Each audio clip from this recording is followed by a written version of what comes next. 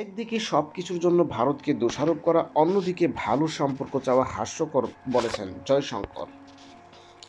নয়াদিল্লির সঙ্গে ঢাকা কী ধরনের সম্পর্ক চায় সে বিষয়ে বাংলাদেশের মনস্থির করা দরকার বলে মন্তব্য করেছেন ভারতের পররাষ্ট্রমন্ত্রী এস জয়শঙ্কর। সেই সঙ্গে একদিকে ভারতকে দোষারোপ করে অন্যদিকে ভালো সম্পর্ক চাওয়া হাস্যকর বলেও মন্তব্য করেন তিনি। তো ভিডিওটি বিস্তারিত শুরু করার পূর্বে বলছি, আপনি যদি এই চ্যানেলে নতুন হয়ে থাকেন তাহলে এখনই সাবস্ক্রাইব বাটনটি চেপে পাশের বেল আইকনটি চেপে দিন। রোববার 23 ফেব্রুয়ারি দিল্লি বিশ্ববিদ্যালয় সাহিত্য উৎসবে জয়শঙ্কর বলেন, প্রতিদিন যদি অন্তর্বর্তী সরকারের কেউ সব কিছুর জন্য ভারতকে দোষারোপ করে, আপনি যদি প্রতিবেদনগুলো দেখেন তবে কিছু জিনিস একেবারেই হাস্যকর। আপনি একদিকে বলতে পারেন না, আমি এখন আপনার সাথে ভালো সম্পর্ক রাখতে চাই, কিন্তু আমি প্রতিদিন সকালে উঠি এবং যা কিছু ভুল হয় তার জন্য আপনাকে দোষারোপ করি।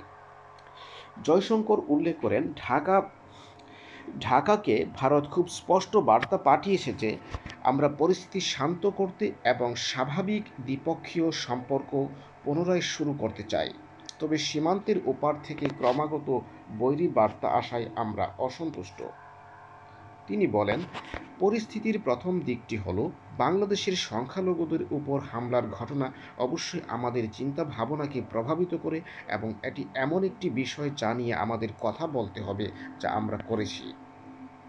তিনি আরও বলেন, দ্বিতীয় দিক হচ্ছে তাদের রাজনীতি আছে, কিন্তু দিন শেষে দুই দেশই প্রতিবেশী। আমাদের সঙ্গে তারা কী ধরনের সম্পর্ক রাখতে চায় সে বিষয়ে তাদের মনস্থির করতে হবে। জয়শঙ্কর বলেন, বাংলাদেশের সঙ্গে আমাদের দীর্ঘ ইতিহাস রয়েছে, বাংলাদেশের সঙ্গে আমাদের বিশেষ ইতিহাস রয়েছে।